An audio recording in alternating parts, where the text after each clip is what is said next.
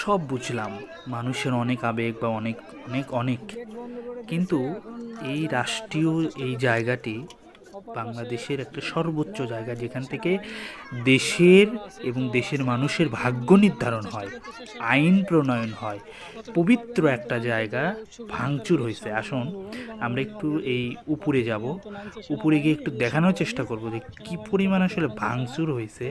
এবং নথিপত্র, সংসদ সদস্যদের ব্যবহার করা নথিপত্র, কিছু গোপনীয় নথিপত্র, এগুলো ছুঁড়ে ফেলে দেওয়া হয়েছে। ইভেন বিভিন্ন জিনিসপত্র আসলে ভাঙচুর হয়েছে, দেখতে পাচ্ছেন নিচের দিকে। এবং পুরো এলাকা একেবারে কাগজ কাগজ আর কাগজ দিয়ে ছড়িয়ে ছিটিয়ে রয়েছে। আসলে এটা কেন? আমরা দেখতে আসবো, দেখবো, কিন্তু ভাঙচুর কেন করব? এই যে দেখতে পাচ্ছেন, এই যে একেবারে ভাঙচুর, এবং ওই দেখেন ভেতরে পর্যন্ত আসলে মানুষ এখন পর্যন্ত যে যেভাবে পারতেছে ঢুকে যাচ্ছে।